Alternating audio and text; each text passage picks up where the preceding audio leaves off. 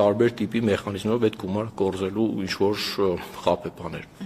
Դուք խոսեցիք գումար կորզելու մասին, հիմա կխնդրեմ դուք խոսեք անձնական տվյալները կորզելու մասին։ Ինչ ուղիներ կան, որ մարդիկ խաբվում են եւ իրենց անձնական տվյալները տրամադրում են։ Շատ լավ հարց եք տալիս, այստեղ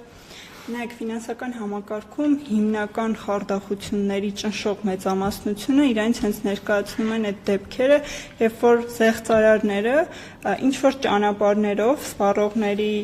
վստահությունը չարաշահելու միջոցով կարողացել են տիրապետել իրենց անձնական տվյալներին։ Հիմնական դեպքերը, որը վերջին շրջանում ֆինանսական համակարգում գրանցված են եւ մեզ հայտնի են, դա այն դեպքերն են, երբ որ օրինակ սպառողներին հղումներ են ուղարկվում, սպառողները մուտք են գործում այդ հղումներով, լավ չգիտակցելով, թե որտեղից է հղումը ուղարկված եւ այնտեղ լրացնում են իրենց անձնական տվյալները։ Շատ ժամանակ ներկայանում են զեղծարարները ֆինանսական հաստատությունների անվամբ, փորձում են օրինակ դեպք բերեն, որ ավելի հասանելի լինի, հա, հասարակությանը։ Այսպիսի դեպքեր ունենք, երբ որ զանգում են բանկի անունից են ներկայանում, ասում են ձեր անունով օրինակ վարկ է ձևակերպվել եւ որպեսզի կարողանանք այդ վարկը չեղարկենք, դուք պետք է մուտք գործեք հղումով, կեղծ հղում են ուղարկում եւ լրացնեք օրինակ ձեր մոբայլ բենքինգի լոգինը, ձեր մոբայլ բենքինգի պարոլը, նման տվյալներ, հետո անվտանգության կոդերն են ստանում, ասում են դա էլ պետք է լրացնեք, որպեսզի չեղարկենք այդ վարկը։ Այսպիսով տարբեր տվյալներ լրացնելով սպառողները տրամադրելով իրենց տվյալները դառնում են խարդախության զոհ։ Դա մեկ օրինակ է, հաջորդ օրինակ, ասենք մարդը առաքանի է նամատեստանում, որ դուք առաքանի ունեք, այս ստանալու համար պետք է մուտք գործեք, ձեր տվյալները կլրացնեք, ուրիշ ինչ օրինակներ գիտեք։ Այո, դա օրինակներից մեկն է, ցավոք սրտի դեռ դեպքեր ունենք, երբ որ օրինակ ներկայանում են որպես այլ երկրի քաղաքացի եւ ասում են, որ ժառանգություն ունեք ստացած եւ փոխանցումներ պետքա կատարեք, սա շատ աշխարհում տարածված դեպք է, բայց դեռևս Հայաստանում ունենք այդպիսի դեպքեր, որ նորից կարողանում են վստահությունը չարաշահելու միջոցով գումարներ կորզել սպառողներից։ Դե ինչպես նշեց մեր գործընկերը, նաեւ կրիպտո ներդրումների առաջարկներով են շատ ժամանակ խափում ու այդպես հասանելիություն տալիս կամ ուղարկում են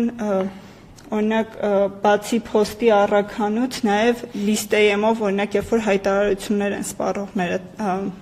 տալիս, ենթադրենք ինչ որ տուն ունեն վաճառելու կամ ինչ որ այլ գույք, մյուս կողմը զեղծարարը կապնվում է իրենց հետ, ասում է որպեսզի դուք գումարը ստանաք, կանխավճարը ենթադրենք, նորից հղում են ուղարկում, ասում են ձեր տվյալները, քարտի տվյալները լրացրեք օրինակ, կամ լրացրեք մյուս անձնական այլ տվյալներ, որպեսզի ձեզ կանխավճար փոխանցեն։ Սա էլ շատ տարածված դեպք է էլի ներկայումս։ Ինչ հետաքրքիր է տարեկան ընդհանուր վարկերի ձևակերպման կառուցվածքում քանի տոկոս են կազմում օնլայն վարկավորումը։ Ընդհանուր օնլայն վարկավորումը,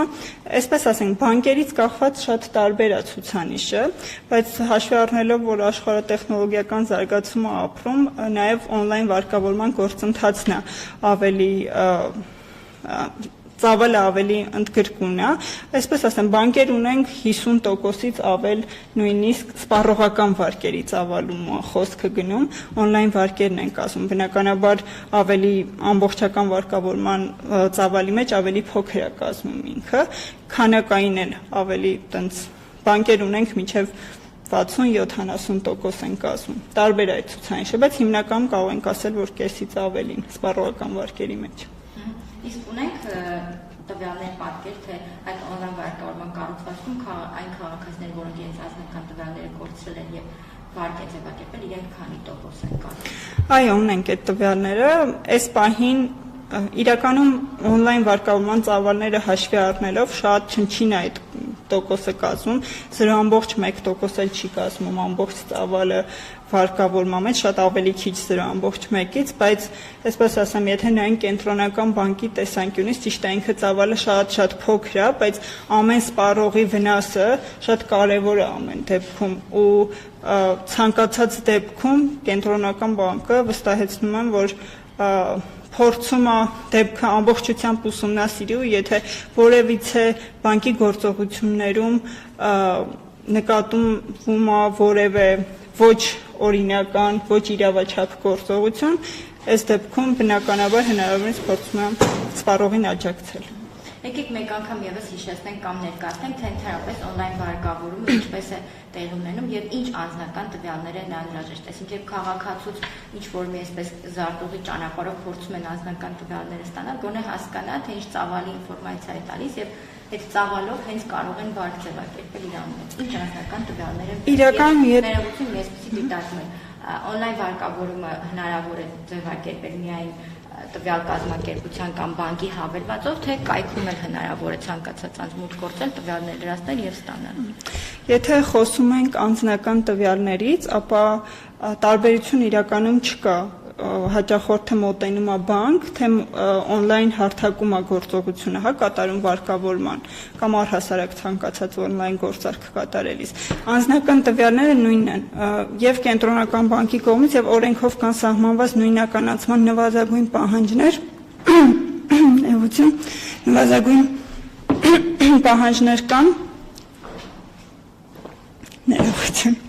Կան սահմանված նվազագույն պահանջներ, որոնց որ բոլոր ֆինանսական հաստատությունները հետևում են։ Ու այդ պահանջները նույնն են եւ on-line վարկավորման գործընթացում եւ երբ որ սպառողը արդեն ինքը մոտենում է անմիջապես մասնաճյուղ այնտեղ է գործարքներ։ Կանոն, հասկանուն, ծննդյան թիվ, գրանցման վայր, չգիտեմ, էլեկտրոնային հասցե, հեռախոս, անձնագրի սերիան, հա։ Հիմնականում այդ տվյալներն են, ինչը որ սահմանված է։ Խնդրեմ։ Ես մի լրացում